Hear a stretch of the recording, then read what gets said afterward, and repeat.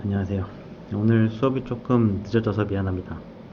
이것저것 좀 오늘 좀 일이 좀 많아서 이것저것 하다 보니까 하루가 후다닥 가버렸는데, 그렇다고 또 이렇게 마음에 드는 하루는 아니었어요. 그리고 여하튼 수업이 좀 늦어서 미안합니다. 여하튼 온라인이니까 언제든지 돌려보고 멈춰보고 또 다시 보고 할 수 있으니까 수업을 자주 많이 이해 안 되는 게 있으면은 언제든지 질문을 해주고, 또 이해가 안 되고 또 한 번에 이해 안 되면 또 돌려보면 되잖아요, 그죠? 자, 오늘은 지난 시간에 이제 쭉 했던 챕터 4의 문제 해결을 위한, 그러니까 문제를 인식하는 것부터 시작해서 문제를 해결하기 위한 전체적인 어떤 큰 네 가지 컴포넌트들을 봤었습니다, 그죠? 문제를 이제 우리가 인지를 하고, 그죠? 정의를, 인지와 동시에 문제를 정의를 했었고요. 정확하게 어떤 문제가 있는가, 우리가 해결해야 될 정확하게 뭔가 있는가부터 시작해서 리즈닝을 해서, 그죠? 문제를 이제 구체화할 수 있어야 되고, 뭐 이 중에 이러기 위해서 이제 뭐 문제를 풀기 위해서 문제를 분해한다거나, 혹은 뭐 어떤 앱스트랙션을 통해서 논리적으로 우리가 뽑아내야 될, 리저닝을 해야 될 그 팩터들을 좀 더 빨리 찾을 수도 있었고요, 그죠? 혹은 추상화를 통해서 패턴을 찾아낸다거나, 혹은 추상화를 한다거나 해서 그런 문제를 좀 더 정확하게 인지하고 문제를 해결하기 위한 어떤 스텝을 좀 더 효율적으로 찾아내는 거에 포커스를 뒀었습니다, 지난 시간에, 그죠? 이번 시간에는 지난 시간에 배웠던 이것들을 한번 조금씩이나마 활용을 해가지고 실제 문제를 해결하는데 어떤 식으로 활용할 수 있는가를 간단하게 한번 보려고 합니다.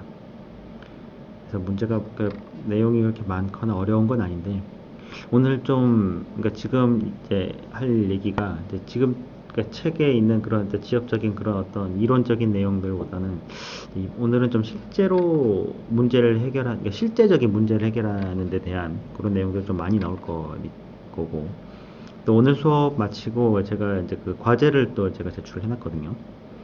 과제가 그렇게 어렵지 않습니다. 그러니까 뭐 정확하게 뭐 딱 정답이 있는 그런 과제가 아니라, 지금까지 여러분들이 이제 쭉 그 챕터 4까지 쭉 오면서 이제 어느 정도 대충 이제 감을 좀 잡을 거라고 생각을 하는데, 그런 것들을 좀 활용을 해서 여러분들이 예전부터 그렇게 이게 컴퓨팅 사고를 잘 하고 있었으면 또 다행이고요. 만약에 이제 이 수업을 들으면 이런 게 좀 내가 좀 확보해야 될 새로운 어떤 그런 사고 방식이구나, 혹은 문제 해결을 위해서 이렇게 좀 조직적으로 접근을 해야 되겠구나, 혹은 컴퓨터를 사용하기 위해서 제한된 리소스를 가지고 지금 당면한 문제를 해결하기 위해서 어떤 식으로 이 문제를 인식하고 분해하고 받아들여야 하는가, 그런 훈련이 좀 잘 됐으면 해서 간단한 과제를 올려놨으니까 그 과제를 이제 이번 주까지 수행을 해주고, 과제 지금 보면 지금 학교 그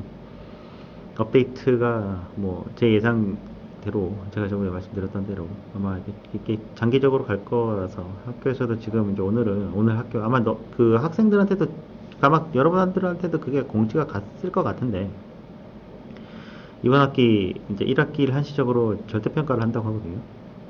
이제 교수 재량이니까요. 아무래도 성적 내는 교수 재량이고, 저는 그래서 이제 지금 중간고사를 안 봐도 된다고는 얘기를 하는데, 오프라인 기준이니까, 그죠? 시험이란 거 일단 이게 온라인 시험이라는 건 어떤 시스템이 없으면 이게 달성하기 어려운 과제이기 때문에 그런 게 좀 있긴 한데, 일단은 계속 아이디어를 짜보고 있습니다. 그래서 한번 봅시다. 어디까지 할 수 있는가, 그죠? 여러분들의 좀 이 피드백이나 여러분들이 참여가 좀 적극적이어야 됩니다. 이게 안 되면은 저도 굉장히 제한적으로 접근할 수밖에 없어요. 그래서 여러분들의 협조가 굉장히 중요합니다. 협조라기보다는 그러니까 여러분 스스로를 위한 거죠. 여러분 공부를 스스로 해야 됩니다. 잡설이 좀 길어졌는데 진행을 좀 해보겠습니다. 그래서 오늘은 그 책의 내용을 보면요, 여러분, 뭐 좀 내용이 좀 많은 내용을 되게 좀 압축해서 넣어 놓긴 했는데요. 우리 이런 문제를 한번 접근을 한번 해보죠. 그러니까 특히 컴퓨터 쪽에서요, 많이 쓰는 이슈 중에 하나가 소팅입니다. 소팅. 이 소팅이 뭐냐면 이런 거예요. 소팅이란 게 뭐 뭐 되게 어렵고 뭐 복잡한 그런 게 아니라 말 그대로 소팅은 뭐냐면요.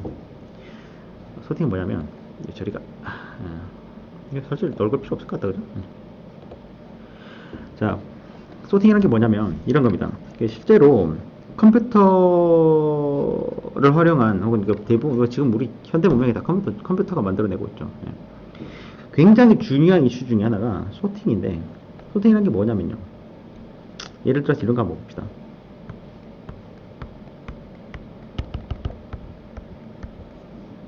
이 길이가 한 100만 개쯤 된다고 칩시다. 많죠. 100만 개쯤 된다고 칩시다. 많습니다. 사실 뭐 우리 사람 입장에서야 뭐 우리 개인 입장에서야 큰데 사실 컴퓨터 입장에서 이게 크게 큰 숫자는 아닙니다. 그렇다고 뭐 그렇게 막 작은 숫자는 아니지만 이게 만 개예요. 100만 개예요. 근데 우리가 이 100만 개의 아이템들이 뭐냐면 이런 거죠. 제가 사업을 하는데 2008년 이후로 서비스를 시작했고 2008년 이후로 받은 가입자입니다. 가입자입니다. 가입자. 가입자 이렇게 쭉 가입자 쭉 있는데 100만 명까지 지금 찼어요. 가입자 있는데 이 가입자들이 이렇게 순서대로 들어오지 않았겠죠. 당연히 타임스탬프야 순서대로 들어갔겠지만 중요한 건 여기 들어가 있는 데이터는 어떤 데이터냐면 사람들의 이름이겠죠. 이름이나 혹은 그 개인 그 정보겠죠. 이 사람들의 가입자 정보입니다. 가입자 정보 보통 어떤 거 아이디를 받단 말이에요. 아이디가 사람들이 자기가 원하는 아이디를 그냥 넣었을 거 아닙니까, 그죠? 뭐 내 아이디는 캣캣 32야. 이 친구는 카카 57이야. 이 사람은 25 패스워드. 아이디 희한하죠. 또 어떤 사람은 이 사람 이름은 감자입니다. 감자 15. 이런 아이디를 가진 사람. 또 혹은 뭐 숙자 2018. 그죠? 그죠? 아이디의 모양은 제각각일 겁니다. 그죠? 자, 그래서 이 서비스를 사용하는 유저들의 이 목록이 서버에 저장이 돼서 관리가 되고 있습니다. 이 사람들의 목록이 서버 안에 있기 때문에 첫 번째 시나리오가 있을 수 있죠.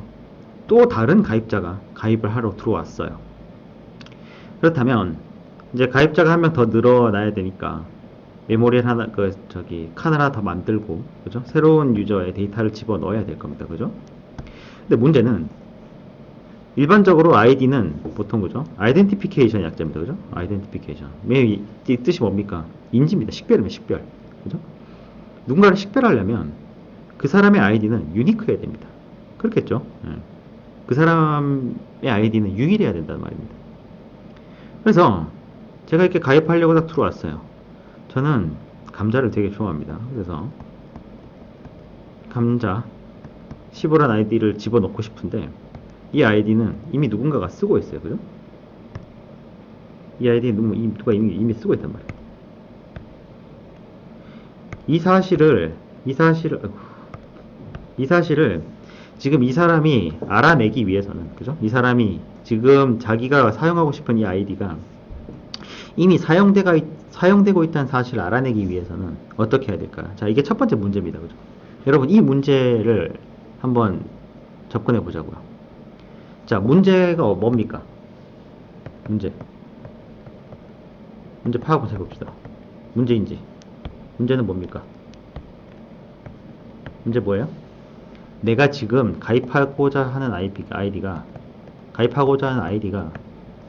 지금 리스트에, 그죠? 기존 목록에 존재한다는 거예요. 기존 목록이 있다는 거예요.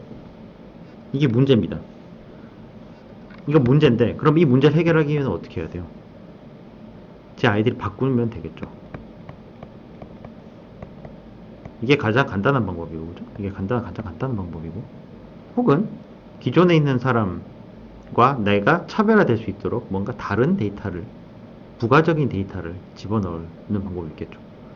근데 이건 별로 효율적인 방법이 아닌 것 같아요. 왜냐? 그렇게 되면 나머지 있는 기존에 있던 사람들도 뭔가 데이터가 들어가야 되니까 추가적인 메모리가 또 하나 다 필요할 겁니다. 이거 굉장히 비효율적이란 말이에요. 그죠? 그래서 내 아이디를 바꾸는 게 가장 효율적인 방법인 것처럼 보여요. 문제는 이 문제는 이렇게 해결이 가능하지만 그럼 원래 그 이전으로 돌아가 보자고요. 사실 이게 문제가 아니에요. 사실은 진짜 문제는 뭡니까? 내가 이 아이디를 쓰고 싶은데 이 아이디를 쓰는 사람이 있는지 없는지 어떻게 알 거예요? 그죠? 사실 이게 더 큰 문제입니다. 그죠? 이게 더 근본적인 문제예요. 자, 그럼 문제 뭐예요? 지금 내가 이 아이디로 가입을 하고 싶은데 이 아이디가 존재하는가? 존재하는가? 자, 여러분 어떻게 해결할까요? 뭐 직관적이죠. 이거 사실 다 뒤져보면 되잖아요. 다 뒤져보면 됩니다. 예. 뒤져보면 돼요. 다행히 일반적으로 다 뒤져보는 게 보통 우리가 어떤 식으로 합니까? 처음부터 한번 다 뒤져보죠. 우리도 뭐 책 같은 거 찾아볼 때 앞부터 보잖아요. 그죠? 앞을 먼저 봅니다. 그래서 뒤져보게 돼요. 감자 15이기 때문에. 그럼 이제 감자 15란 아이디를 받아 이 사람이 이걸로 가입을 하고 싶다고 하니 한번 돌아가 보죠. 그래서 처음부터 보는 거죠. 감자 15인가? 아니죠. 감자 15인가? 아니죠. 감자 15인가? 아니죠. 감자 15인가? 예, 맞아요. 아, 똑같은 아이디가 존재를 하네요. 굉장히 다행히 앞에서 네 번째에 사실 전체 목록은 100만 개나 되는데 앞에서 찾기 시작했고 앞에서 네 번째에 정말 우연히도 다행히도 감자 15란 아이디가 동일하게 존재하고 있었고 굉장히 빨리 찾았어요. 이 경우는 정말 베스트죠. 그래서 감자 아이디가 있습니다. 그러면 문제 어떻게 해결해야 되죠? 내 거를 바꿔야 되죠. 내 아이디를 바꿔. 이렇게 바꿔. 이제 문제 여러분 지금 대충 감이 보여요? 제가 지금 몇 가지 문제를 바닥들여서 몇 가지를 활용했죠? 문제를 인지하고, 그죠? 문제를 인지했고, 그죠? 이 문제를 해결하기 위해서, 그죠? 문제를 해결하기 위해서 안에 있는 내용들부터 찾아서 봤어요. 그죠? 이 전체 지금 100만 개가 있다는 사실 데이터도, 그죠? 예. 이런 부분도 인지를 하기 시작해요. 문제 파악에 사용했어요. 그래서 이거를 해결하기 위해서 저는, 이건 서치를 해야 되겠구나, 라고, 그죠? 리즈닝을 한 거예요. 그죠? 서치라는 방법론을 가지고 리즈닝을 한 거예요. 서치는 어떻게 했어요? 같은가? 그죠? 추론을 하고 있죠. 예. 추론 과정도 있었어요. 그죠? 같을 때, 그죠? 다른 문제가 유도됐죠. 예. 다른 문제가 유도됐어요. 결과가 나오고, 그거에 대해서 어떻게 했어요? 또 어떤 다른 대응책을 수립을 했죠.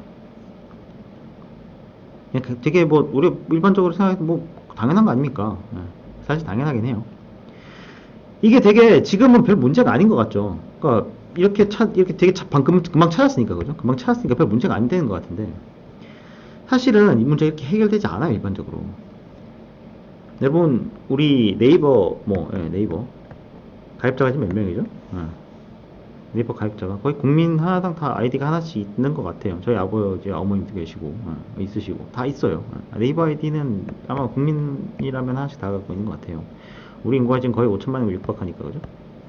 5천만 개까지는 아니더라도, 애기들이나, 그죠? 애기들이나, 인터넷하고 좀 거리가 있으신, 아주 나이가 많으신 분들이나, 제외하고 나면 한 2, 3천은 있지 않을까요? 그죠? 네, 많이 있을 것 같아요. 2천만 정도 있을 것 같아요.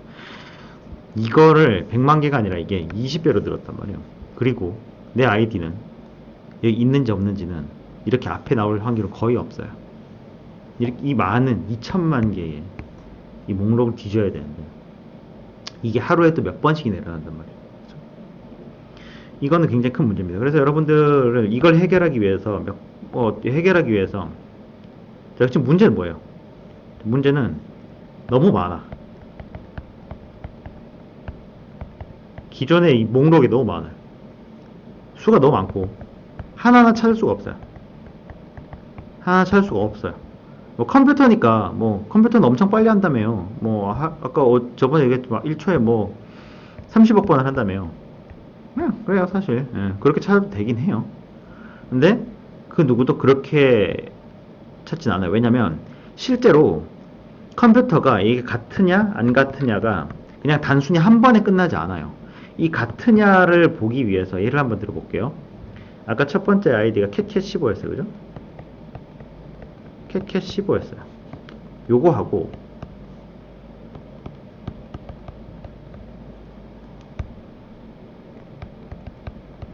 감자 15하고 같은가라는 거를 어떻게 할까요? 어떻게 연산을 해서 같은지 안 같은지 알까요? 제가 지금까지 여러분들한테 알려준 컴퓨터의 연산은 뭐였어요? 더하기였어요, 더하기. 더하기만 해가지고 얘를 어떻게 해? 혹은 여러분들 배운 거 아스키 코드 있죠? 얘 C가 아스키 코드가 뭐예요? 65, 66, 67. 뭐 A 같은 경우는 65, 뭐 이런 식으로. 이런 숫자로 바꿀 수는 있을 거예요. 근데 그거하고 이 글자는, 그죠? 유니코드를 바꾸면 뭐 2로 1515, 뭐 얘 같은 경우는 35,724, 뭐 15 이런 식으로 나올 건데, 여러분 이것만 봐도 뭘 어떻게 될지 잘 모르겠죠. 컴퓨터는 이걸 어떻게 같은지 틀린지 어떻게 하냐면 한 글자씩 떼서 봐요. 캣이랑 감이랑 같은가? A랑 감이랑 같은가? 이런 식으로 하나씩 떼서 본단 말이에요. 이거는 이렇게 하려면 이게 같은지 안 같은지를 보려면 최소한 뭐 1000번 정도는 1000회 정도는 컴퓨터의 CPU가 사용이 돼야 돼. 30억 번 중에 몇 번 중에 30억 번 중에 한 번 보는데 1000번을 본다. 1000번을 사용한다고 봅시다. 그러면 일단 2천만에서 그죠? 2천만에서 한 번 검사하는데 1000번씩 쓰니까 거기다가 공을 3개 더 붙여야 되겠죠?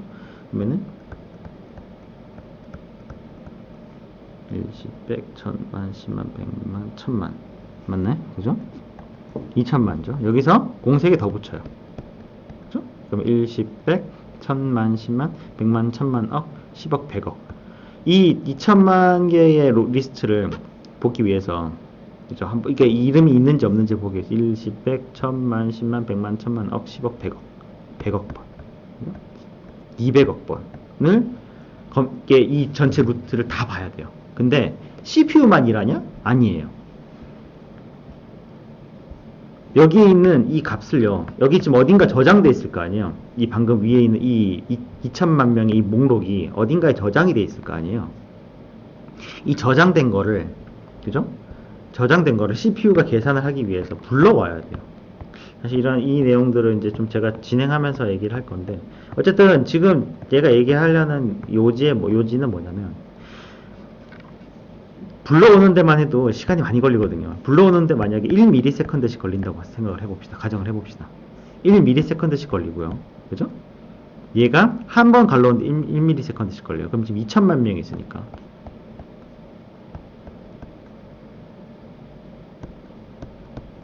일십, 백, 천만, 십만, 백만, 천만.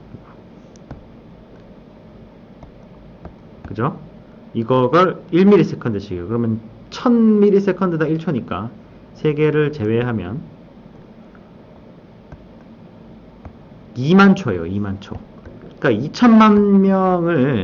2천만 명의 목록을 CPU로 한 번씩 가져오는 데만 해도 2만 초가 걸려요. 여러분. 이 1시간이 몇 초죠? 1시간이 몇 초예요? 1시간 3600초입니다. 그죠? 몇 시간이 걸려요? 딱 봐도 여러분 굉장히 비효율적입니다. 사실 실제 1ms 걸리지 않아요. 뭐 나노세컨드 혹은 뭐 굉장히 작은 시간일 텐데 1ms보다 더 적게 걸 수도 있고 빨리 걸 수도 있는데 실제로 그래요. 그래서 단순히 또 이걸 아까 그때 얘기했던 거 CPU 클럭으로 계산하면 3기가였잖아요. 그죠? 3기가였단 말이에요. 그죠? 3기가였는데 가져올 때 1ms 걸리려면, 그죠? 얘는 한 클럭당, 그죠? 한 클럭당 이렇게 타타타타 1초에 이거를 30억 번 한단 말이에요. 30억 번 하는데, 그러면 31초에 30억 번이니까, 1 나누기 30억 하면, 그죠? 30억 하면, 컴퓨터가 한 번 계산할 때 걸리는 시간이 나올 거예요. 이게 나노 단위쯤 될 거예요. 이게 아마 33나노가 되겠는데, 33나노 정도 될 것 같은데, 33나노가 1000번 걸린다고 했단 말이에요. 아까 한 번 계산하는데. 그러면은 얘 한 번 사람 이름 한 번 계산하는데 이미 330ms가 걸린다고 봐야 돼요. 그죠? 1ms가 아닙니다. 그죠? 네. 가져오는 데만 해도 이만큼 걸리는데 여러분 계산을 한번 간단하게 따져보면 무시무시하게 시간이 많이 걸린다는 걸 알 수 있을 겁니다. 그러니까 실제로 이렇게 많은 엄청난 양의 리스트는, 목록은 단순히 앞에서부터 이렇게 찾는 방식으로 찾지 않아요. 다른 수많은 방법들이 있는데, 그 중에 여러분들이 이제 이런 문제를 해결하기 위해서 처음에 알아야 될 문제 중에 하나가, 이런 걸 해결하기 위해서 처음 어떤 기법을 쓰냐면 소팅이라는 걸 씁니다. 소팅은 우리나라 말로 뭔가요? 정렬입니다. 정렬. 그렇죠? 정렬. 아까처럼 되게 운이 좋아서요, 이렇게 앞에 찾을 수 있었으면 되게 좋을 것 같아요. 그죠? 그런 걸 가능하게 해주는 게 소팅이에요. 소팅이란 건 어떤 거냐면, 간단하게 예를 들면요, 좀 더, 아까는 이제 좀 이 사람 이름 들어가고 막 이랬는데, 좀 더 문제를 단순화시켜보죠. 총 6칸이 있어요. 6개의 아이템들이 있고, 이 아이템들은 전부 다 두 자리의 숫자입니다.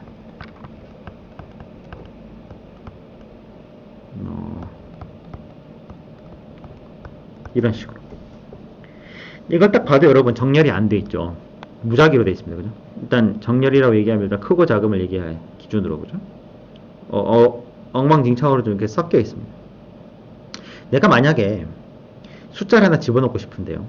숫자를 하나 집어넣고 싶은데, 이 중에 있는 숫자들보다 무조건 작은 숫자를 집어넣어야 된다고 가정을 해봅시다. 그렇다면 나는 뭘 해야 될까요? 그죠? 다 뒤져봐야 되죠. 나보다 작은 숫자가 안 나올 때까지. 그 얘기는 뭐예요? 다 뒤져봐야 된다는 얘기예요. 내가 만약에 02를 넣고 싶어요. 이렇게 뒤져보고, 작죠? 넣어도 될 것 같아. 근데 더 작은 숫자가 있을 수 있잖아요. 그래서 봐야 돼요. 얘도 봐야 돼요. 얘도 봐야 돼요.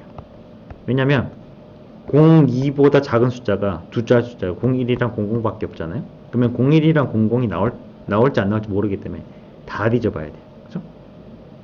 그래서 굉장히 비효율적으로 돌을 것 같아. 아까 위에 얘기했던 것처럼 굉장히 비효율적으로 돌아갈 것 같은데, 그렇지 말고 내가 뭔가 숫자를 집어넣기 전에요, 얘를 정렬을 미리 해보는 거예요. 그래서 모름천순이라면, 그죠?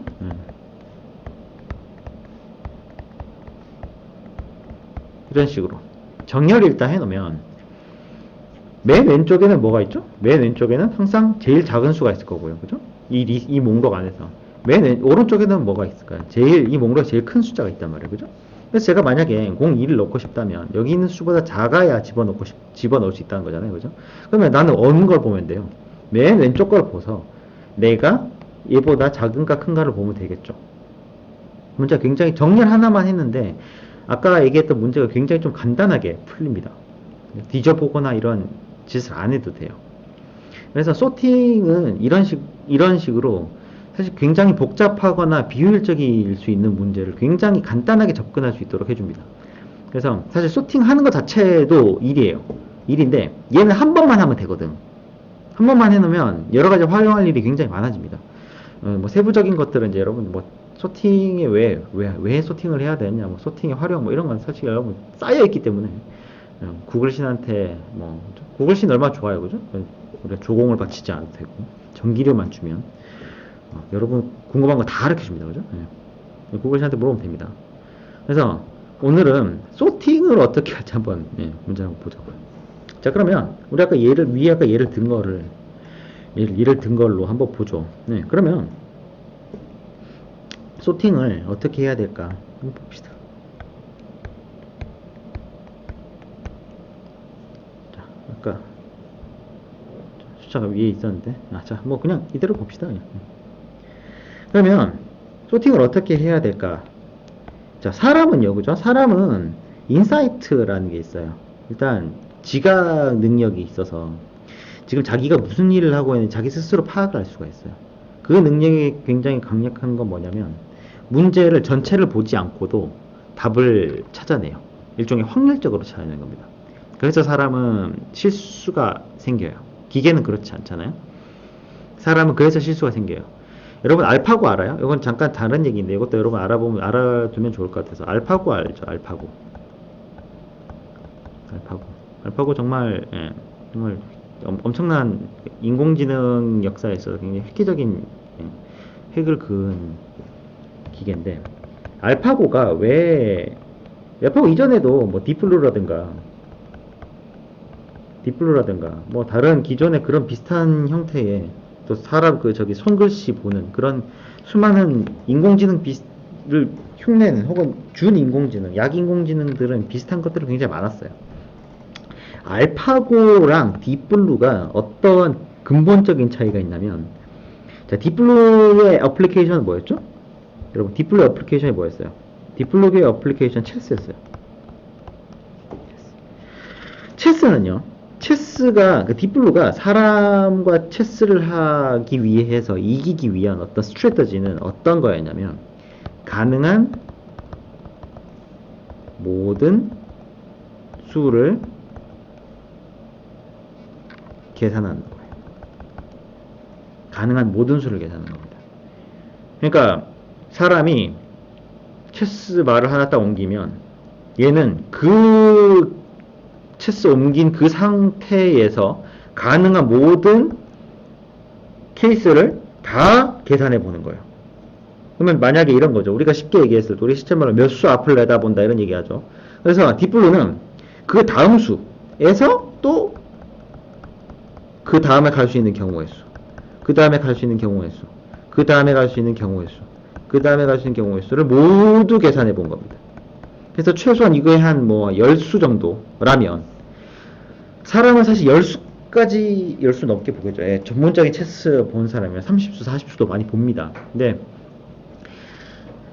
사람이 명확하게 어떤 판단을 내리기 위해서 확신을 가지는 이 앞서 내다보는 수가 보통 10수 정도라고 제가 알고 있어요. 예, 이거 뭐 체스 잘하시는 분이라면 예, 좀 코멘트를 해주세요.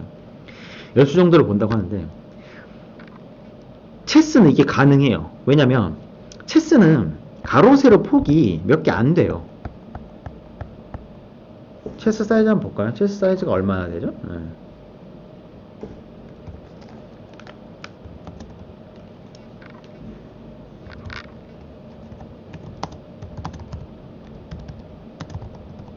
체스보드 사이즈는 어머나 그런 사이즈가 8x8이죠. 예, 8x8로 나오네 그죠? 예, 8x8입니다. 가로 8칸, 세로 8칸이에요. 이 얘기는 가능한 모든 계산을 할 수 있는 가능한 모든 개수는 8 곱하기 8 여기 64개잖아요. 그죠? 64개인데 안에 말이 몇 개냐에 따라서 그죠? 이 64개 곱하기 뭐 이제 조합수가 나오겠죠. 왜냐면 만약에 제가 뭐 체스 말이 몇 개냐? 10개인가? 16개인가? 16개인가 보다. 두 줄이니까, 그죠? 두 줄이니까 16개인가 보죠, 그죠?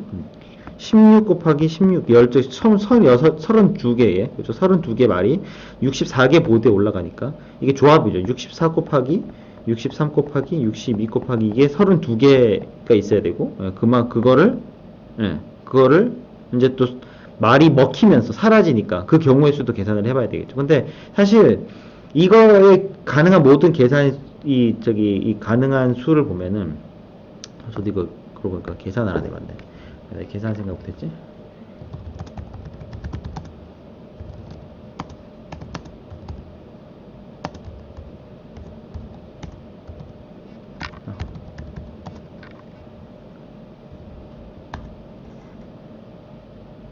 나오죠? 체스닷컴에 가서 보니까, 그죠? 계산하는 방법이 아마 나와 있을 것 같은데요. 이게 그렇게 많지 않아요, 사실 찾아보면. 여기 나오네요. Somewhere around 1.2 곱하기 54승. 그죠? 7에 64승이라고 하네요. 그죠? 7에 64승이라고 하네요. 이 정도 숫자는 그때 컴퓨터로도 계산이 가능한 숫자였었어요. 그래서 어디 갔니? 아이고. 여기 나오네. 64 팩토리얼 이렇게 나누기 이렇게 나오네요. 그죠? 7에 64승은 아니고 제너럴 오더가 이렇게 나오네요. 계산이 이렇게 나오는데 이 계산이 그렇게 불가능한 계산이 아니었거든요. 그래서 이렇게 체스의 경우의 수가 나오는데 이 경우의 수는 사실 진짜로 그 당시 컴퓨터로도 계산 수를 때려보면 계산을 할 만한 양이었어요. 이 정도면. 그래서 진짜로 이런 이제 메모리 용량을 고려해서 몇 수 앞을 볼지를 예상을 하면 그걸 진짜 다 때려본 거예요.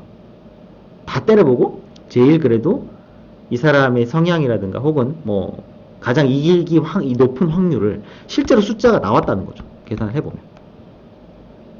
그런데 알파고는 달라요. 알파고는 가로 세로 19줄이죠. 바둑은 가로 세로 19줄이고 19줄에 올라갈 수 있는 바둑 알 수도 사실 꽉 채우게 되거든요. 그래서 수가 사실 이게 계산을 해보면 전 우주에 있는 원자 수보다 많대요. 상상이 잘 안 가는 숫자인데 전 우주에 있는 원자의 수보다 많대요. 그래서 사실 알파고 어플리케이션인 바둑은 경우의 수가 계산할 경이 가능한 모든 가능한 경우의 수를 계산할 수 있는 게 아니에요. 용량 자체가 불가능에 가까워요. 가까운 게 불가능하죠, 사실. 우주의 원자 수보다 많다고 하니까 사실 이 우주가 감당할 수 있는 정보량보다 많단 말이에요. 그래서 실제로 알파고는 이런 식으로 체스처럼 모든 경우의 수를 다 때려보는 듯한 이런 브루트 포스로 계산하지 않아요. 알파고는 사람처럼 정말로 확률을 때려봅니다. 당연히 여러 가지 트릭이 좀 들어가긴 했는데 요거에 대한 거는 제가 또 저기 찾아서 올려놓을게요. 그래서 여러분 이런 것도 한번 봐주면 좋을 것 같아요. 이게 좀 샜는데 하여튼 소팅을 하려면 그죠? 소팅을 하려면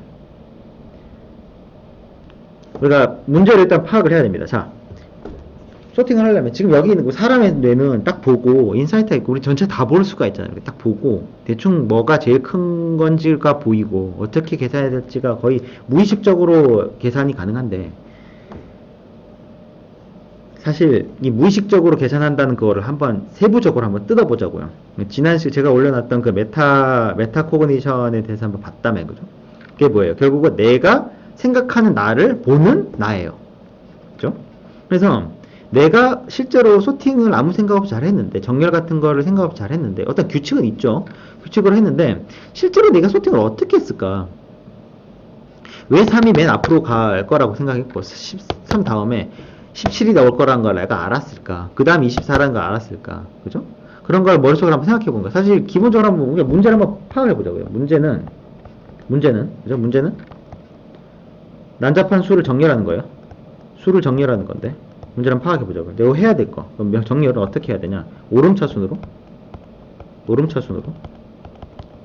정렬을 할 거예요. 오름차순 정렬하기 위해서는 어떻게 해야 돼요?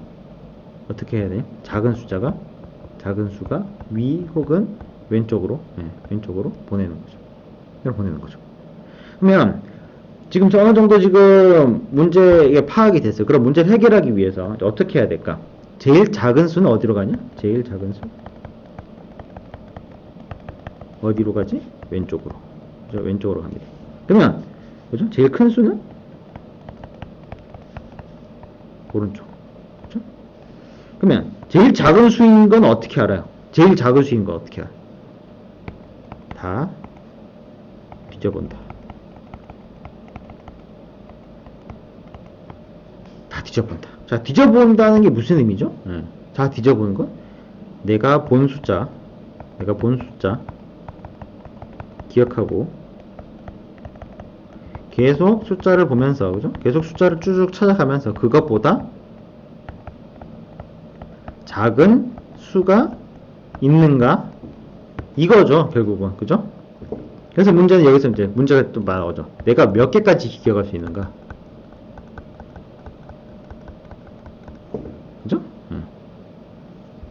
대충 여러분, 벌써 제가 3가지 문제 해결 방법을 사용했어요. 그죠? 하나씩 디컴포지션, 분해를 하고 있고, 그죠? 하고 있고, 문제를 쪼개서, 그죠? 문제 정의를 하고 있고, 그죠? 문제를 하기 위해서, 문제를 해결하기 위한 어떤 추론을 하고 있죠. 그죠? 해결할 수 있는 방법론을 추론하고 있죠. 그죠? 이런 식으로 찾는데, 자, 컴퓨터는 그럼 어떻게 하겠느냐? 사실 제가, 요거에 대해서 사실 세부적으로 들어가면 내용이 너무 많아지고, 사실 이 소팅할 수 있는 방법, 이걸 소팅하는 방법이 정말 많습니다. 지금은 되게 간단하게 6개밖에 안 보이죠. 실제로 컴퓨터의 프랙티컬한 문제를 해결하는 데 있어서는 정말 감당할 수 없는 만큼의 많은 숫자들이 소팅에 적용이 돼요. 얘네들을 소팅을 하려면 실제로 메모리가 얼마나 필요하고. 왜냐면 자원이 한정돼 있잖아요. 제가 항상 얘기하지만 우리 뇌도 그래요. 우리 용량이 한정돼 있기 때문에 지금 6개니까 금방 아까 소팅을 했잖아요. 이게 만약에 한 100개에서 1000개라고 된다고 생각해봐요. 내가 제일 작은 숫자 하나만 기억하고 계속 때려가야 되는데, 그죠? 하나만 계속, 그럼 그 계속 숫자를 갱신해 가면서, 그죠? 그럼 만약에 본 숫자를 기억해야 된다는 게 내가 몇 개까지 기억을 해야 되냐가 중요하게 되는 거죠. 그러니까 제일 작은 수만 기억하면 되는데, 그걸 이제 만약에 제일 작은 수라는 게 어디까지인 건가? 내가 만약에 0이 나오면 더 이상 안 차도 되나? 마이너스 1이 나올 수도 있나? 음수가 나올 수도 있나? 이런 것도 고려를 해봐야 되는 거고, 내가 몇 개까지, 혹은 내가 큰 수랑 작은 수를 만약에 해야 된다면, 아까 만약에 한 번 훑어서 제일 작은 수만 찾는다면, 한 번만, 한 숫자만 기억하면 되겠죠. 근데 만약에 중간 숫자도 찾아야 되고, 내가 큰 숫자도, 제일 큰 숫자도 찾아야 된다면, 숫자를 기억해야 될 게 점점 더 많아지죠. 그죠? 예. 특히 중간 숫자 같은 경우는, 예, 문제가 좀 더 복잡해집니다. 그죠? 그래서, 소팅의 방법이 굉장히 여러 가지가 있는데, 그 중에 하나를 한번 살펴보기로 하죠. 많이 쓰는, 어머나, 왜 이러지? 여기 있구나. 그래서,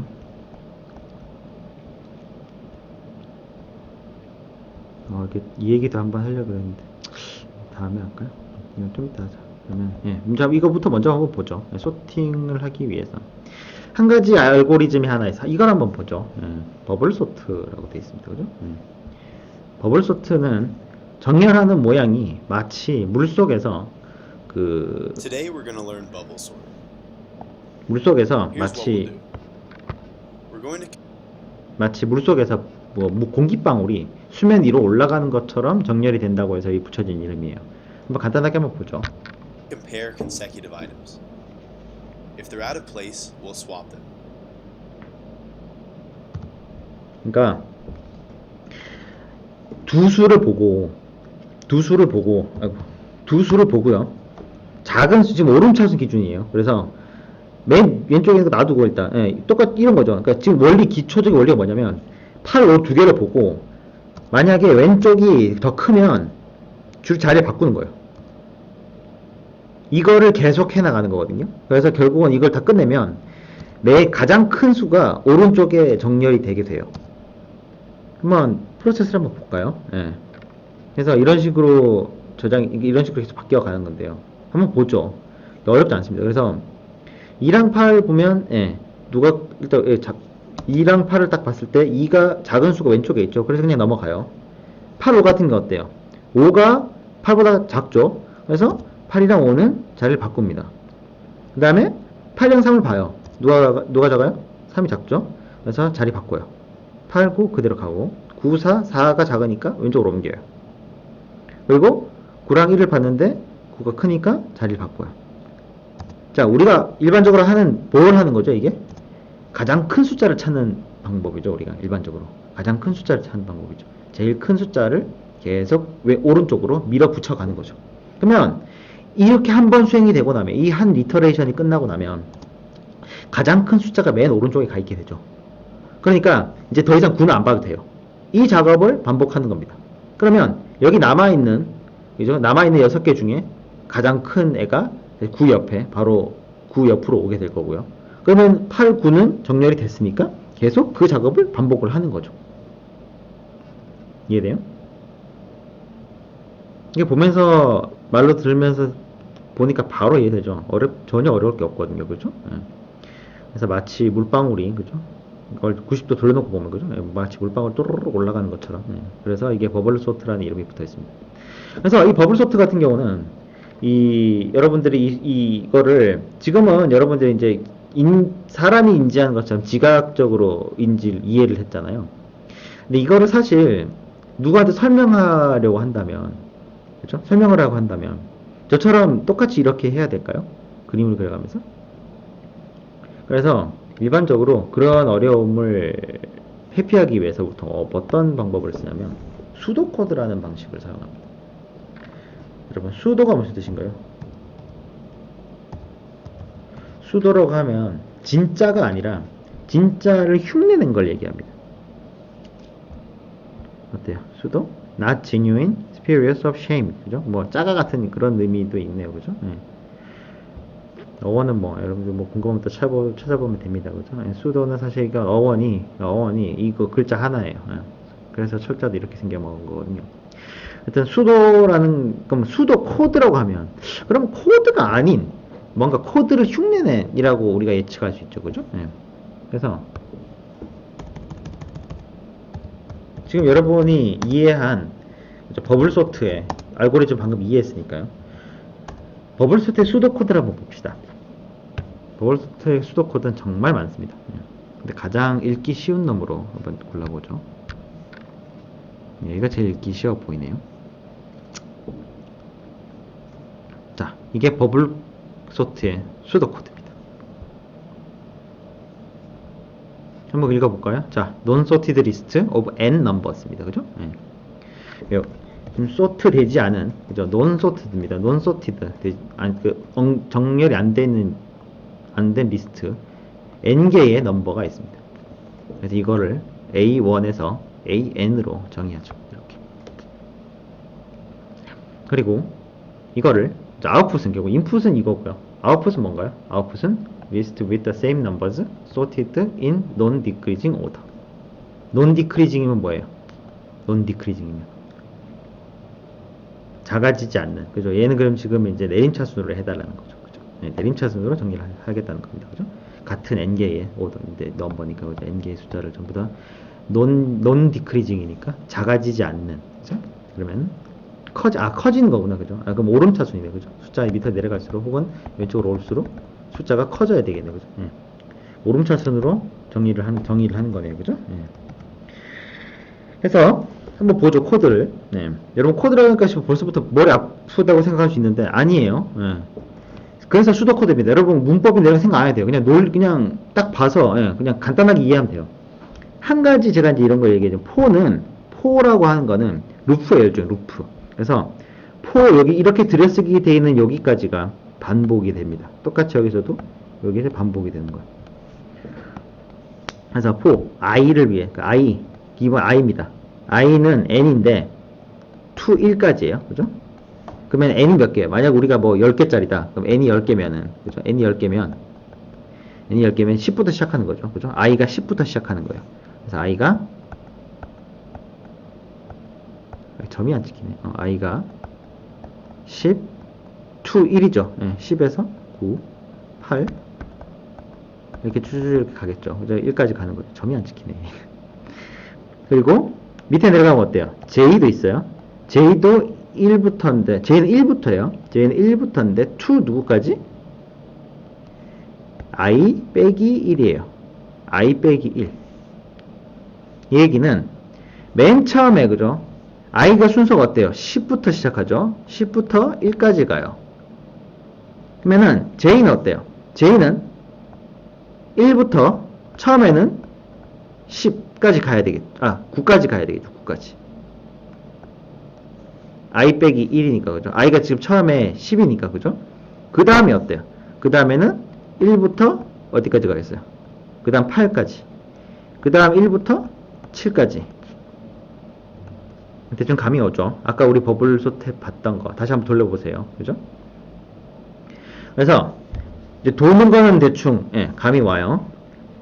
자, if가 있어요. if가 뭐예요, 여러분? 만약에, 그죠? 만약에 a의 j, 그죠? a가 총 1에서 n번째까지 있었어요, 그죠? 1에서 n번째까지 있었어요. n번째까지 있었는데 a가 j예요. 그럼 j는 뭐예요? j가 처음에 1부터죠. 맨 처음에. 자, 첫 번째 루트를 생각해 봅시다. 맨 처음에 우리가 i가 10일 때 j는 1에서 9까지 가죠. 이게 첫 번째 j죠. 그러면은 첫 번째 j가 1이겠죠. 그죠? 1. a1이 j 플러스 1이에요. 그럼 뭐예요? 2죠. 그죠? 왼쪽에 있는 수죠. 그러니까. 그죠? a의 1, a1이 a2보다 크면 then이에요. 그래서 if에 있는 이 조건이 맞으면 then을 시행하는 거죠. 그래서 then 하면 뭐 한다? swap을 바꾼다는 거죠. aj와 aj 플러스 1을 바꾸는데 바꾸는 작업이 이렇게 되는 겁니다. 이거는 여러분 책을 봐서도 이 내용이 있었으니까 아마 봤겠지만, 이 뭔가를 수합한다는 이 바꾼다는 게 컴퓨터에서는 여러분 조금 달라요. 그러니까 우리가 일반적으로 이렇게 생각할 수 있죠. 우리가 일반적으로 뭐 컴퓨터 같은 게 우리가 일반적으로 그냥 상식적으로 뭔가를 두 개를 바꾼다라고 얘기하면 그냥 뭐 만약에 A가 1이고 B가 2예요. A랑 B랑 자리를 바꿔라. 그렇게 되면 우리 어떻게 할 것 같아요? A에다가 B를 넣고, 그죠? B에다가 A를 넣으면 되겠네. 라고 생각하겠지만, 그죠? 책에서도 이거에 대한 문제점을 기긴 했어요. 이렇게 하면 안 된다고. 왜냐? 이거 두 개를 동시에 수행할 수가 없어요. 혹은 뭐 두 개가 수행한다고 해도 어느 숫자가 언제 먼저 들어가는지 알 수가 없어요. 이건 시간 순서를 고려하지 않을 수가 없어요. 왜냐? 지금 B라는 숫자를 B에 있는 숫자를 A로 집어넣죠. 그죠? 그럼 결과가 어떻게 되죠? A가 2가 돼요. 그럼 얘는 A가 원래 1이었어요. 근데 지금 A가 2가 됐잖아요. 그러면은 이게 일어나기 전에 해야 돼요? 아니면 이거 일어난 후에 해야 돼요? 애매하죠? 그죠? 누가 먼저 할 건지가 정해져야 되는 거예요. 그럼 우리가 누가 먼저 그럼 이렇게 하죠. 그럼 얘 먼저 하고, 그럼 얘 먼저 한다고 가정을 해봅시다. 그러면 A는 이미 2가 돼버렸기 때문에 B도 2가 되고 A도 2가 돼요. 이러면 안 되잖아. 그럼 이거 먼저 하자. 그러면은 A가 1이죠? 그러면 B가 1이 됩니다. 이거 먼저 수행했으니까 그 다음에 수행해야 되겠죠? 그러면 똑같이 A도 1이에요. 이런 문제 생긴단 말이에요. 그죠? 이런 것부터 우리가 동기화 문제라고 하는데 컴퓨터에서는 이렇게 하지 않습니다. 컴퓨터에서 어떻게 하냐면 A에다 B를 넣어요. 먼저 뭐 B에다 A를 넣든 뭘 해도 상관없어요. 어떻게 하냐면 B에다가 A를 집어넣기 전에 A 값이 날아가겠죠. A 값은 없어질 거란 말이에요. B에 의해서 덮어 써질 거란 말이에요. 그래서 이전에 뭘 하냐면 A 값을 어디다가 집어넣어요. 어디다가? A 값을 어디다가? 어떤 빈 곳에다가 temporary라는 자리에다가 A를 먼저 집어넣어 놔요. 그래서 A의 값은 이미 백업이 됐기 때문에 B의 값이 A로 들어가는 거죠. 그 다음에 B에다가 뭘 집어넣어야 돼요? 그렇죠. 템포를 집어넣는 거죠. 이게 일반적으로 컴퓨터에서 수행하는 수합입니다. 이해가 안 되거나 헷갈리면 질문하세요, 여러분. 뭐 어려운 건 없을 거라 생각하는데 어쨌든 이런 게 있죠. 그래서 다시 아까 수도 코드로 돌아가면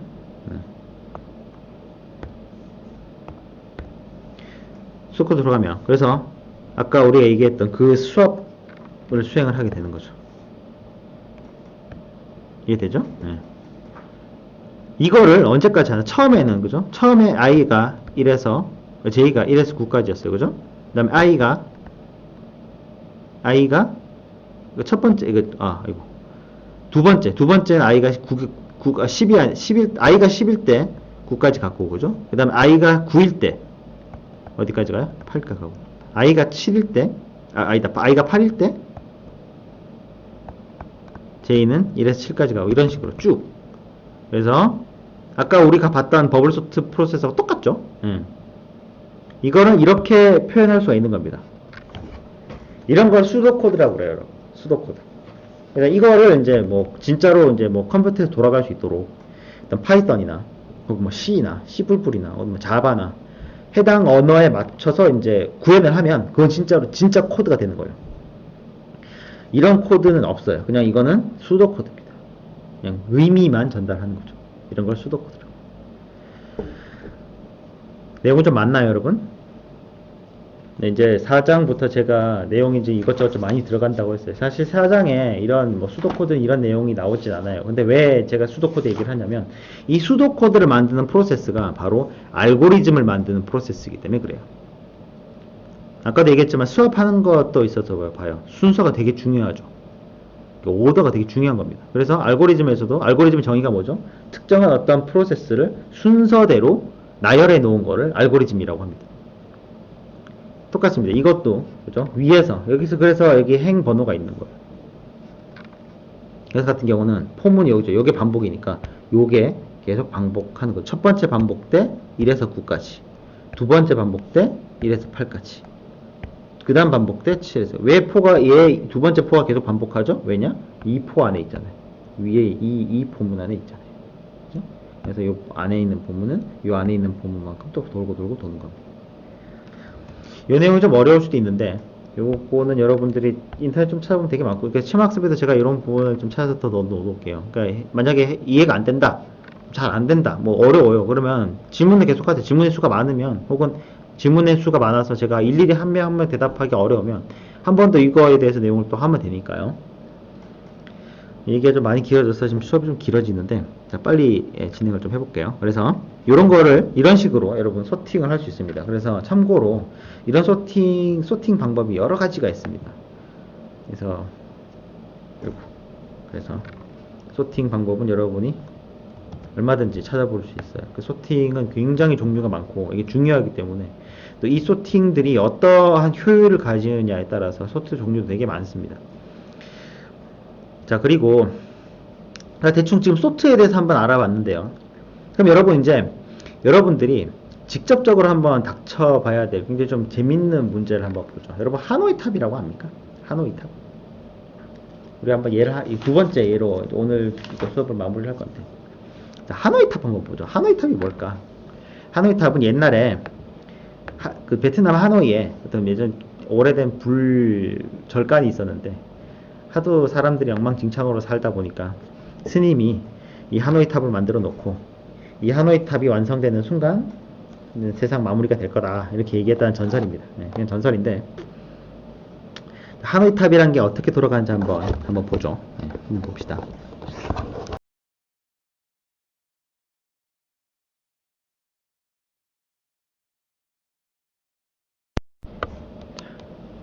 하노이 탑은 어떤 식으로 구성되어 있냐면요. 서로 다른 크기의 디스크와 3개의 필러로 이루어져 있습니다. 그러니까 필러를 우리 팩이라고 하죠. 3개의 팩이 준비되어 있고요. 첫 번째 시작을 이런 식으로 정동된 형태의 그러니까 디스크가 큰 디스크가 맨 밑으로 가 있는 이런 정렬된 형태의 디스크로 시작을 합니다. 그래서 그러니까 이 목적은 뭐냐면요. 이 하노이 탑 게임의 목적은 여기 있는 이 순서대로 정렬된 이 디스크 이 스택을 맨 오른쪽 스택으로 그대로 옮기는 겁니다. 똑같이 이렇게 옮기는 건데, 그럼 그냥 들어서 옮기면 되죠. 그러면 안 되겠죠. 예. 이게 규칙이 있습니다. 네, 하노이 탑으로 옮기는 규칙이 있어요. 규칙이 뭐냐면,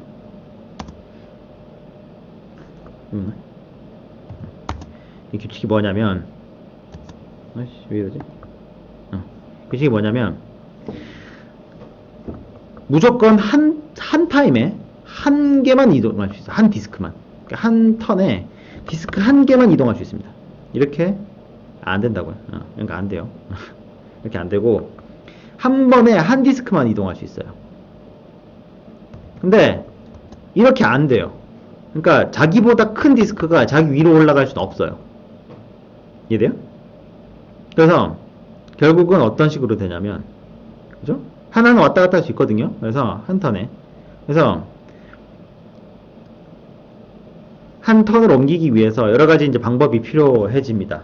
자, 그러면 다시 우리 똑같이 돌아가서 우리 한번 문제를 한번 숙지해 보죠. 방금 봤던 내용을 한번 숙지하면서 한번 내용을 한번 확인해 볼까요? 그러면 첫 번째 문제를 한번 정의해 보죠. 문제 어때요? 모든 디스크는 팩 위에 정렬이 돼야 돼요. 그럼 정렬된 모든 디스크가 맨 왼쪽 팩 위에 먼저 정렬이 돼 있습니다. 그리고 모든 디스크를 그죠? 가장 왼쪽 팩으로 옮겨야 됩니다. 그리고 오직 한 디스크만 한 번의 턴에 움직일 수 있고요. 자기보다 큰 디스크는 자기보다 작은 디스크 위에 올라갈 수 없습니다. 그리고 디스크를 옮길 때 쌓인 채로 옮길 수 없는 거죠. 그럼 당연히 위에 있는 얘처럼 여기 이 규칙처럼, 그죠? 이 규칙처럼, 세 번째 규칙처럼 한 장만 올릴 수 있어요. 그리고 중간에 껴넣는 것도 안 돼요. 중간에 껴넣는 거 안 됩니다. 여러분, 자, 문제가 이렇게 있으면 이 문제를 해결해야 될 방법이 떠오르나요? 그러면 문제가 어떤 식으로 해결되는지 한번 보죠. 사실 이걸 여러분들이 안 보고 한번 쭉 여러분들이 해보는 것도 굉장히 큰 도움이 될 수 있어요. 어떻게 할까? 머릿속에 시뮬레이션 해보는 거죠. 그래서 보통 일반적으로 이런 문제를 해결하기 위해서 일반적 휴리스틱한 방법이 굉장히 좋은 도움이 되고 이것저것 한번 해보는 거죠. 그래서 실제로 이 하노이탑을 문제를 풀기 위해서 여러분들이 지금 자, 이 부분을 한번 잘 봅시다.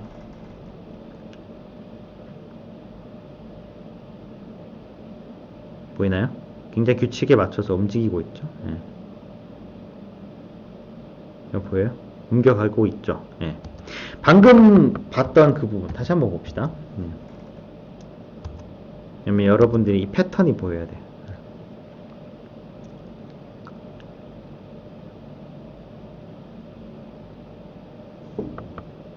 대충 보이나요, 여러분? 이 패턴이 보이나요? 보면 어떤 규칙에 의해서 움직이고 있어요.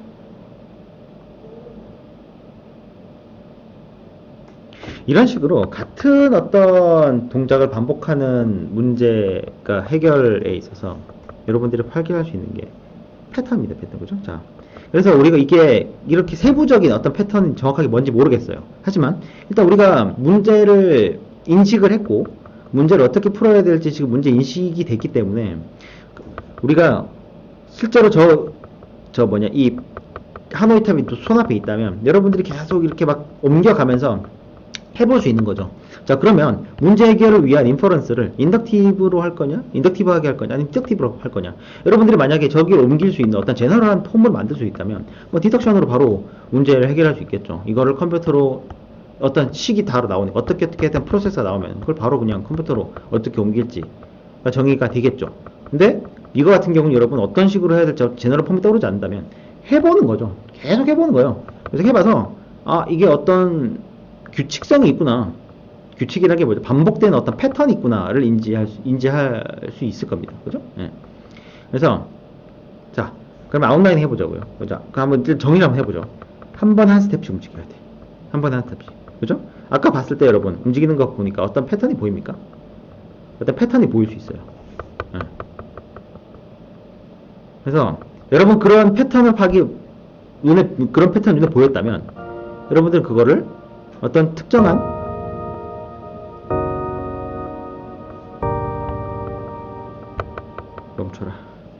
어떤 특정한 프로세스의 형태를 만들 수 있게 되겠죠. 아까 우리 그 수도 코드를 보면서 여러분 아까 봤겠지만 그런 식으로 문제를 알고리즘화 시킬 수 있는 거죠. 한번 봅시다. 자, 문제를 먼저 문제가 정확히 정의가 됐고요.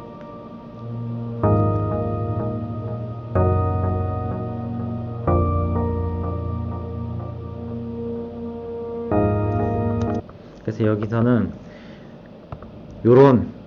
지금 요런 형태의 이게 수도 코드는 아니지만 이런 형태로 문제를 표기하기로 합니다. 그래서 우리가 옮겨야 될 크게 봅시다. 이렇게 걸리겠죠. 이런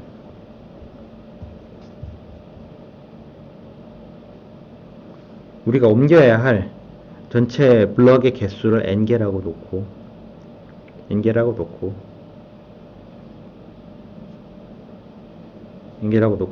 문제를 해결하기 위해서 이 방금 우리가 봤던 그 패턴을 정형화하도록 합니다. 그래서 방금 이게 룰이고요. 그래서 문제를 간단하게 하기 위해서 디스크 4개만 갖고 일단 해보는 겁니다. 그래서 일단 펑션을 디파인 해보자고 합니다. 그죠? 왜냐면 우리가 이미 뭔가 패턴이 있다는 거를 확인을 했기 때문에 이건 여러분들이 이제 패턴이 보이지 않는다면 돌려봐서 패턴을 보면 됩니다. 그래도 안 보인다면 인터넷에 그냥 쳐보면 나와요. 수도 코드는 이제 뭐 제가 올려놓고 할 테니까. 이제 문제를 해결하기 위해서 지금 여러분 우리가 지금까지 해왔던 문제 해결을 위한 어떤 이 전체의 프로세스나 이 해당 이 엘리멘트들을 어떻게 쓰고 있는 자연스럽게 지금 계속 사용이 되고 있는 거예요, 여러분. 문제를 인식하고 문제를 해결해야 되기 위해서 어떤 논리식을 세우는 거고 그 논리식을 어떤 식으로 프로그램이나 어떤 컴퓨터에 정형화된 프로세스로 돌리기 위해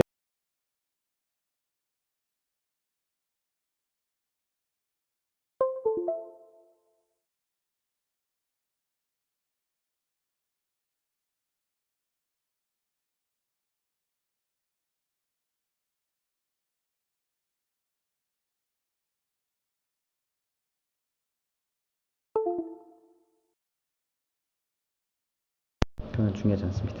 어쨌든 그래서 내용을 한번 보죠. 얘가 뭘 어떻게 하는지.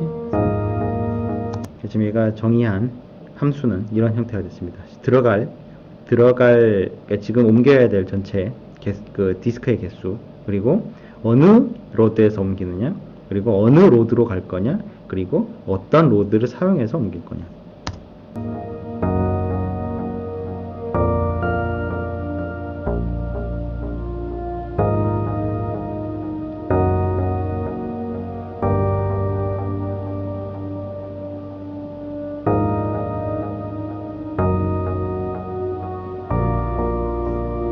예를 들어서 이렇게 표현할 수 있겠죠.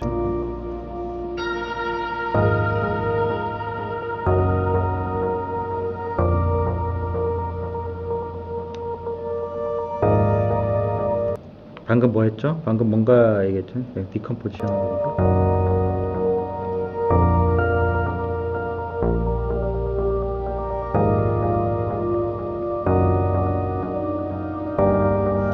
그러니까 결국은 우리가 결국 4개를 옮겨야 되는데 지금 로드가 3개 있기 때문에, 그러니까 사용 가능한 로드가 2개 있고 지금 우리가 옮겨야 될 원본 디스크가 있는 로드까지 포함해서 총 3개의 로드가 있는데, 이게 여러분들이 패턴을 이제 검색을 하거나 심학습을 보고 이 하노이탑의 문제풀이를 명확하게 이해를 했다면 3개의 디스크를 옮기는데 총 3개의 필라가 필요합니다. 그러니까 3개의 로드가 필요하게 됩니다. 근데 사실 실제로 이거 문제를 쪼개서 보면 우리가 4개를 옮겨야 되지만 3개를 옮겨놓고 4개를 옮기는 거와 같은 문제가 되는 거죠. 왜냐면 3개를 옮길 수 있다면 나머지 1개랑 나머지 남은 가장 큰 디스크랑 위에 있는 3개를 자기보다 더 작은 디스크 하나로 대치해서 생각할 수 있는 거죠. 요게 좀 이따 리커시브 얘기할 건데, 예.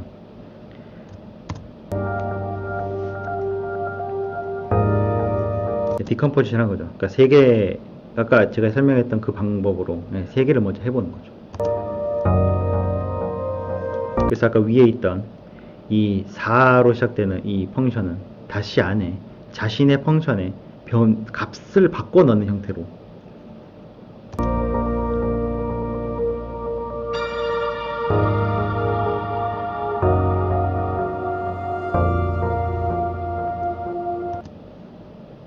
이해되죠? 그러니까 위에 있는 4로 시작하는 애는 동일한 역할을 수행하는 같은 펑션에 다른 값을 집어넣어서 수행하는 형태로 분해가 된다는 겁니다.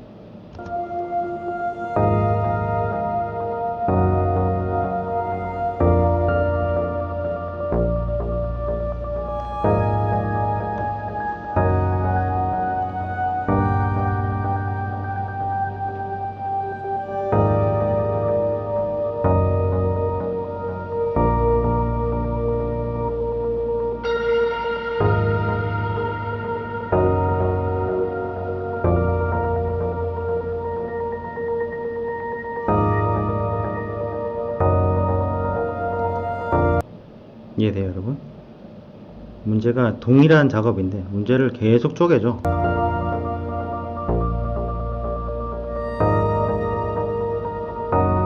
근데 마지막 1개까지 나면 어떻게 해요? 그냥 옮기기만 하면 되거든요. 이 그림으로 전체 프로세스 한번 보죠. 위에 있는 이 수도 코드의 모양을 실제로 동작을 한번 봅시다. 사실 옮기기만 하면 되거든요, 그죠?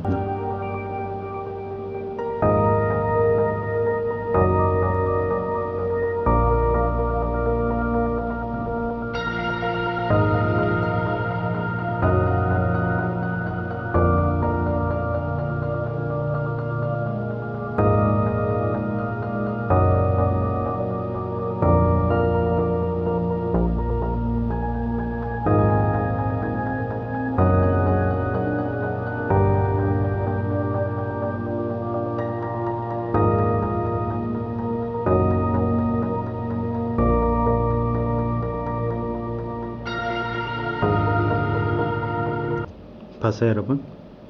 그러니까 세 개가 이미 A에서 B로 옮겨갔죠. 이런 똑같은 작업을 계속 반복해서 할 수 있는 겁니다. 그러니까 A의 밑에 있는 큰 디스크를 옮기기 위해서는 위에 세 개를 옮겨야 되고, 세 개를 옮기기 위해서는 두 개를 먼저 옮겨야 된다는 거죠.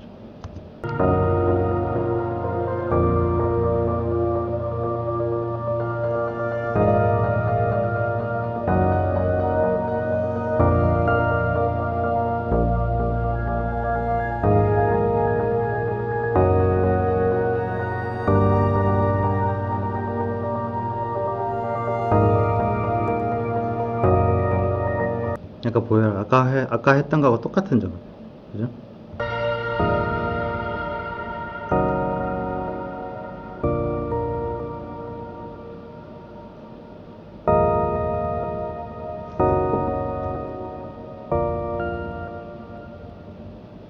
그래서 이게 수도 코드로 나오면 이런 형태로 된다는 겁니다. 이렇게 동일한 작업을 하는, 보죠? 이거 보면 해당 요 펑션이죠.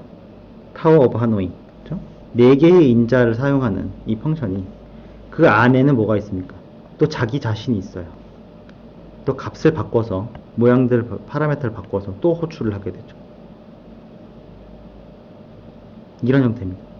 얘를 부르면 또 어떻게 되겠어요? 얘는 똑같이 이 안으로 들어올 거고, 다시 얘는 자기 스스로 또 부르겠죠. 그럼 불러내는 또 다시 자기를 부를 거고, 그죠? 또 자기를 부를 거고. 그게 언제까지 내려가요? n이 1이 될 때까지. 리컬시브는 사실 이해하기 어려울 수 있습니다. 이거는 여러분께 꼭 이해를 하라고 제가 얘기할 수는 없어요. 근데 이걸 이해하려고 공부를 해보면, 여러분 자료는 많이 있거든요. 리컬시브에 대한 제가 치마 자료도 많이 올려놓을 거고요. 이걸 이해하는 건 여러분들의 컴퓨팅 사고력을 넓히는 데 굉장히 큰 도움이 될 겁니다. 그래서 이 정도의 난이도는 여러분들이 충분히 따라올 수 있지 않을까 싶어서 일단 하는 건데, 이건 어렵지 않아요. 진짜 여러분 잠깐 시간 좀 내서 공부를 해보면, 동영상을 보고 책을 보고 인터넷 한글 자료도 굉장히 많이 있어요. 한글 자료도 제가 굉장히 잘 정리가 되어 있는 게 있으니까 저걸 같이 올려놓을게요. 그래서 요거를 보면은 문제 해결은 사실 이게 어려운 문제가 아니에요. 문제는 여러분들이 이런 문제 해결 방법을 보고 여러분들 머릿속에서 재현할 수 있어야 됩니다. 이런 형태로 여러분 문제를 쪼개고 분해해서 문제를 해결할 수 있어야 돼요. 이게 우리가 일반적으로 컴퓨터 프로그래머들이 복잡한 문제를 해결하기 위해서 사용하는 방법들입니다. 사실 이 방법론을 사용하면 그러니까 어떤 문제를 거의 해결할 수 없는 문제들이 없어요. 거의 대부분의 문제를 해결할 수 있습니다. 그래서 책에 있는 그 교재가 굉장히 사실 내용이 굉장히 잘 나와 있고 정리가 잘 돼 있거든요. 사실 이 내용이 약간 좀 압축되어 있는 느낌이 없지 않아 있긴 한데 굉장히 정리가 잘 돼 있어요. 책에서는. 그러니까 책에서는 그 비포장용 자동차를 그리는 프로세스를 갖다가 얘기를 하고 있는데, 제가 과제 낸 거에 대해서 잠깐 좀 한 가지 더 설명을 하자면, 책에 그 교재에 그 내용이 있어요. 그러니까 이런 거를 위해서 좀 이제 정리를 해야 할 필요가 있어요. 사실 머릿속으로. 그러니까 이런 것들을, 그러니까 사실 이 문제를 우리가 손앞에 이 하노이 탑이 없으면 머릿속으로 굉장히 생각하기 어렵거든요. 그래서 여러분들 추상화라는 과정이 굉장히 중요하게 필요하게 되는데, 이 추상화를 좀 더 효율적으로, 좀 더 체계적으로 할 수 있게 하는 방법론 중에 하나가 다이어그램을 그리는 겁니다. 그래서 교재에는 클래스 다이어그램하고 그 다음에 유스 케이스 다이어그램 두 가지를 이제 예를 들어서 이제 설명을 해놨는데, 제가 과제를 여러분 낸 걸 확인을 해보면 제가 그 과제를 수행하는 데서 도움이 되는 사이트들 링크를 걸어놨기 때문에 크게 어렵지 않게 접근을 하실 수 있을 거라고 생각을 합니다. 그래서 뭐 예를 하나 들면, 유즈 케이스 하나 예를 들면 이런 식으로 나오거든요. UML이라고 해서 Unified Modeling Language라고 해서 이것도 컴퓨터 언어 중에 하나인데, 그러니까 컴퓨터를 동작시키거나 프로그램을 만드는 언어가 아니고요. 이런 그림들을 만들어내는 언어가 있어요. 그러니까 이런 그림을 그리지 않고 기술을 해요. 그러니까 이런 거죠. 지금 여기 있는 것처럼 퍼포즈가 있고요. 그죠? 퍼포즈가 있고, 그 다음에 서머리가 또 있죠. 그러니까 퍼포즈. 그래서 이게 모델을 이렇게 만들어 놓죠. 지금 에어포트 체크인 하는, 그리고 시큐리티 스크리닝 하는 비즈니스 모델을 만들려고 합니다. 그래서 퍼포즈가 이렇게 있고요. 그죠? 예. example of business use case diagram for airport check-in and security screening이죠. 그죠? 우리가 체크인을 하는데 짐 검사도 해야 되고 나도 검사를 해야 되잖아요. 그죠? 양말 벗고 우리 엑스레이 찍죠. 그런 프로세스를 하는 거죠. 그래서 이런 걸 하기 위한 어떤 이 유스 케이스를 글로서 기술을 하면 이런 그림이 그려지는 애가 있어요. 그런, 예, 그래서 그런 걸 UML이라는 걸 사용해서 이런 작업을 하게 되거든요. 그 컴퓨터 프로그래머들이나 혹은 즉 체계적으로 일을 하는 회사에서는 이런 식으로 그림으로 서로의 업무를 확인하고 전달하는 케이스가 많습니다. 굉장히 명확하게 전달이 되니까요. 이제 얘를 한번 보면 얘가 지금 예, 에어포트 체크인 하는 시큐리티 스크리닝입니다. 그죠? 보면 패신저의 종류가 있습니다. 액터가 있습니다. 액터가. 그 액터가 하나 있고, 이런 거 액터라고 하는데, 예, 패신저가 하나 있죠. 예, 패신저는 투어 가이드가 될 수도 있고, 우리 일반적인 가이드, 패신저가 될 수도 있고, 혹은 뭔가 좀 스페셜 리드가 필요한 그런 패신저도 있을 겁니다. 일반적으로 우리가 왜 캐빈 크루라고 얘기를 많이 하죠. 그죠? 예, 그런 사람도 있을 거고, 그죠? 자, 그러면은 에어포트 입장에서 어떠냐? 에어포트 입장에서는 투어 가이드는, 그죠? 그룹 체크인을 할 수 있는 그런 기능이 있어야 될 겁니다. 그죠? 그리고 패신저는 일반적으로 짐을 어떻게 맡겨요? 이미 미리 맡기죠. 비행기 타고 들고 타는 것도 있지만 비행기 맡기죠. 그래서 패키지 핸들링도 따로 있어요. 그죠? 그 패키지 핸들링은 카운터에서 체크인 할 수도 있고 키오스크에서 넣어서 체크인 할 수 있습니다. 그래서 결국은 얘들을 모여서 그걸 어떻게 해요? 다 하나씩 다 까봐야 되는 거죠. 그래서 사람 체크인 하기 위해서 인디비주얼 체크인을 하고 이 두 개의 체크인이 끝나면 그죠? 얘네들은 패키지 체크인으로 가는 거죠. 그 패키지 체크인도 예, 이 인디비주얼 체크인 프로세스에 포함이 되는 거고. 사실 이게 여기 익스텐드라고 되어 있는데 이 인디비주얼 체크인의 확장 개념인 거죠. 그죠? 그리고 혹은 만약에 보안 검사가 필요할 경우에 우리 일반적으로 우리 몸 보안 검사 하잖아요. 그죠? 체크인하고 나면 스크리닝을 하게 되는 거죠. 이런 식으로 우리가 어떤 뭐라고 해야 돼? 우리가 어떤 뭐라고 해야 됩니까? 일단 이런 형태의 어떤 비헤이비어와 이 유스 케이스들을 이런 식으로 그림으로 도식화해서 굉장히 명확하게 딱딱 끊어서 이렇게 설명을 할 수가 있거든요. 다른 예제도 많이 있어요. 일단 제가 이제 이거에 대해서 올려드릴 때 만약 감이 안 온다면 다른 예제를 더 보고 감을 잡을 수 있었으면 좋겠습니다. 그래서 이런 형태로 여러분들이 우리가 오늘 봤던 소팅이라든가, 그죠? 소팅이라든가, 혹은 그 하노이타 물 문제 해결하기 위한 어떤 전체 머릿속의 프로세스를 머릿속으로 생각만 한 거를 이제 그림으로 어떤 도식화해서 명확하게 할 수 있는 겁니다. 이게 되게 중요해요, 여러분. 머릿속에서 생각하는 것도 중요하지만 이거를 종이에 내리면 혹은 글로 쓰면 굉장히 체계화가 잘 됩니다. 그래서 우리 인류 역사와 종이와 펜이 항상 함께 했던 겁니다. 오늘 내용이 좀 많을 수 있어요. 많다고 느껴질 수도 있고요. 사실 제가 그리고 책에 있는 내용과 뭔가 이게 좀 괴리감이 느껴지시는 분도 있을 거예요. 근데 잘 읽어보면 사실 필요한 내용들은 다 있습니다. 책에 다 있어요. 다 있고 책에 있는 내용들을 약간 좀 예를 들어서 설명했던 것 뿐입니다. 책에 있는 내용 줄줄줄 읽어봐야 뭐 사실 제한되잖아요. 어차피 책은 여러분 혼자서 읽어도 충분히 이해가 되는 내용인데, 그죠? 그래서 여기 있는 내용들이 실제로 확장이 되면 어떤 식으로 보이느냐를 오늘 예를 들어서 좀 설명을 했던 거고요. 사실 설명해주고 싶은 내용은 더 많았는데 설명하다 보니까 다 못해서 좀 아쉽고요. 어쨌든 추가적인 내용들이나 필요한 내용들은 제가 더 올려드릴 거고요. 그 심화학습에 제가 확장해서 넣을 테니까 그건 여러분 확인하면 되고, 이해하는 데 있어서 더 질문이나 어려움이 있었다면 여러분 기타 없이 질문을 해주기 바랍니다. 여러분의 피드백이 있어야 여러분 수업의 질이 올라갑니다. 실제로 그래요. 예, 여러분들 우리 고등학교나 뭐 이런 고등교육까지는 그래요. 주입식이잖아요. 이게 가만히 있어도 밀어 넣어준단 말이에요. 대학교 수업은 안 그래요. 왜냐면 대학교는 의무가 아니잖아. 예, 여러분들이 의지가 있어서 의지를 가지고 스스로를 드라이빙 해야 됩니다. 하여튼 오늘 내용은 여기까지고요. 설문했던 거, 여러분 의견이 목요일날 2시로 좀 가닥이 잡혔고, 수학과 친구들도 뭐 회신 안 했다고 하지만, 그 방장이 그렇게 얘기해줘서, 또 그거는 제가 또 이제 이 스케줄을 올려서 여러분들하고 목요일 2시에 줌 수업을 형태로 하겠습니다. 이게 줌이 지금 보안 문제가 있다고 지금 뭐 해서 또 학교는 이걸 또 바꾸라고 또 얘기를 하는데, 일단은 여러분들이 제가 지금까지 계속 깔고 준비하라고 했던 게 줌이었기 때문에 일단 줌으로 수업을 하고, 만약에 뭐 크리티컬한 문제가 생기면 다른 솔루션을 찾든가 스카이프를 하든가 하겠습니다. 하여튼 내용 잘 따라와줘서 고맙고요. 그러니까 뭐 어려운 게 있으면 돌려봐도 되고요. 그죠? 예, 스탑해도 되고. 그게 온라인 강의의 장점이잖아요. 그래서 이 온라인 강의의 장점을 100% 활용해 주기를 바랍니다. 그래서 그리고 제 그 심학습에 있는 내용도 여러분 꼭 확인을 다 해주고요. 하여튼 오늘 수업 듣느라 고생이 많았습니다. 어려운 거 있거나 질문을 해주고요. 수고했습니다.